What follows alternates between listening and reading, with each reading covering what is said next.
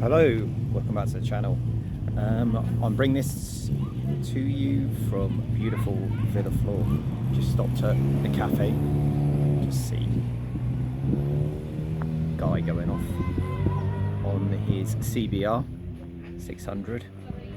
Look at those views. And if we see down to the house there, a couple of old ladies arguing or discussing. Never know the difference really, quite passionate, aren't they? So this is the highest town in Spain, and we are at around about 1,500 meters, and up there, as you can see from the road, is the road to TD, and I'll show you. So TD's 26k, and that'll be to the viewpoint, and then you've got San Miguel and Granadilla, 14 and 11 and 14k down, and Los Cristianos, which is where I came from, which is a TF51. That's nice, that car. Sounds lovely, that. And Las Americas, and I'm back in Caleta Baja near Adeje. So, a bit more about my bike, Transalp, and I'm going to tell you 10 things that I really like about this bike. So, first thing that I really like, and let me zoom in for this, is the engine. It is an absolute peach. Not too powerful, about 55 brake horsepower, maybe 50. I will give you detailed specs and a walk around with all the specs of the bike in a later video, and all the correct specs at that. But yeah, the engine is just brilliant. Enough torque, there's enough power, it's not too powerful. It will do about 140k, and it's just stable, really stable. Cruise at 120, which I've shown you on the motorway. You can cruise at 120, 130. There's still power left to overtake. It's under 200 kilos, and yeah, you know, it will do everything. So yeah, the engine is this bike really. It's just phenomenal, really good. Okay, the next thing I like about this bike, number two, which is good, and it is, I mean, they're old Nissan brakes. We're looking at late 90s tech here, early 2000s. I think this is late 90s tech, and the brakes are really good. Okay, they're not phenomenally good, so they're not as good as on my Phaser, and they're not good as obviously your R1s and R6s and that, but they're still really good, and by today's standards, leaps and bounds ahead of what you get in some shitty little single disc, or you know, some knockoff J1 brakes, or most of the other stuff that they're flogging now for quite a lot. Okay, next thing that I like, so number three, it's got a bash plate. So I like this, but I dislike it as well. Okay, I'll be honest, it's plastic, but a van reversed into me and the bike fell on its side and it got scratched up a bit here, and the only damage, as the guy proceeded to reverse the van and try to hit the go over the front wheel, was the bar end scratch here, scratch on here, and the rest of it this took. So it's tough as old boots, and the frame and this bar here is super tough. So the whole bike went down, and his van came and my front wheel was trapped underneath, and the front mudguard, the only problem that I had was this snap screw. So there's no brake here or anything, and he had a crack to his bumper. So it's tough. It's tough, well made, finish is great. This is a 60,000 mile bike, so you're looking at 60,000 K bike, so that's 37,000 miles. And the build quality. So number four, the build quality of the bike is really good. The plastics are all good, solid. You don't need anything else. I mean, even now, and this is, I mean, it's not, I don't think it's had a harsh life, but you know, it's been out in the sun. You can see it's been ridden, you know, it's got 40,000 miles on the clock, and that is still good.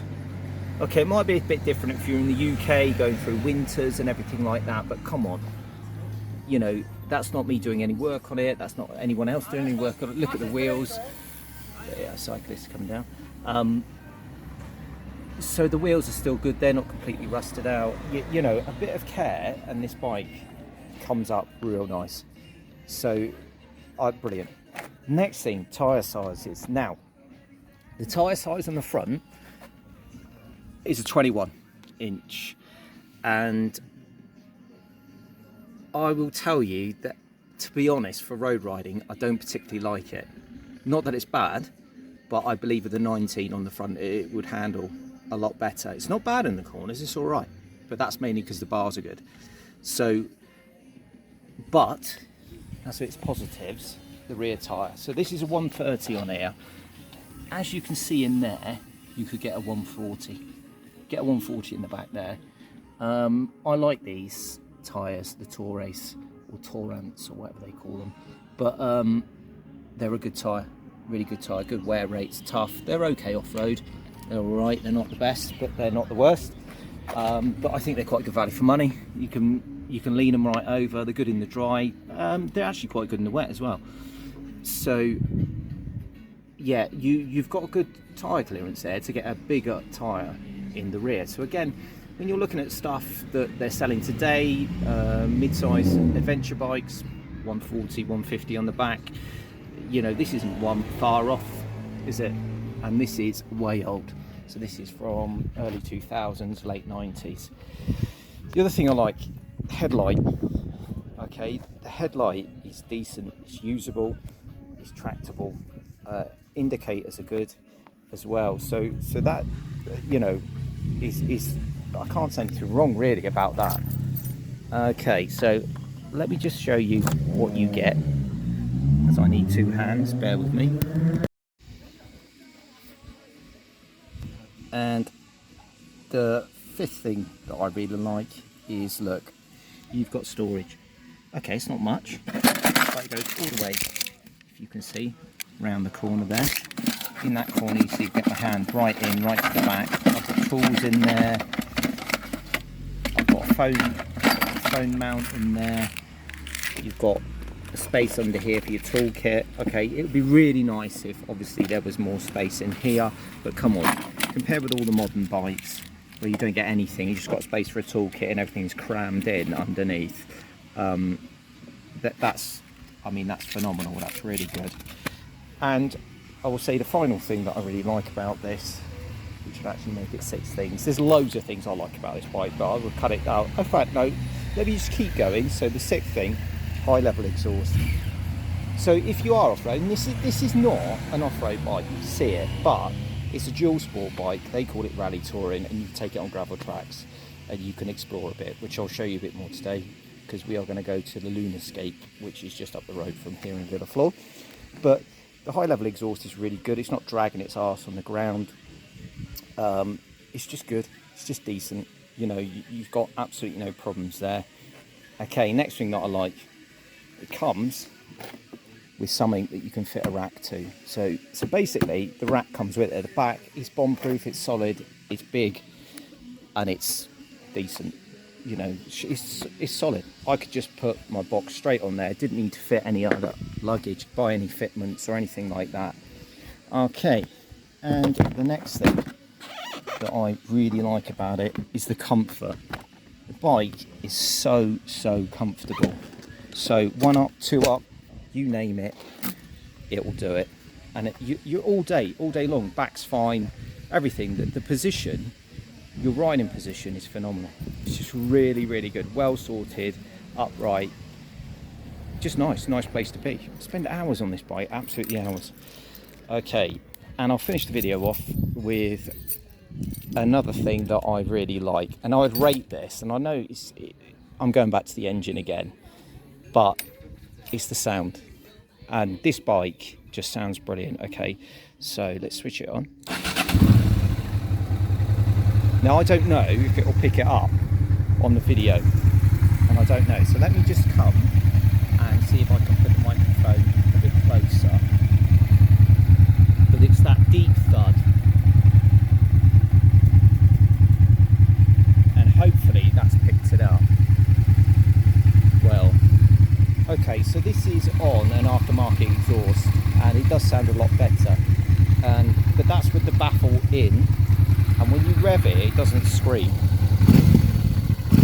and you can hear it pop and backfire a bit. It's not really good. So guys, that is it. That's the video, and I think, you know, there's about 10 things there that I like about this bike. There's way more.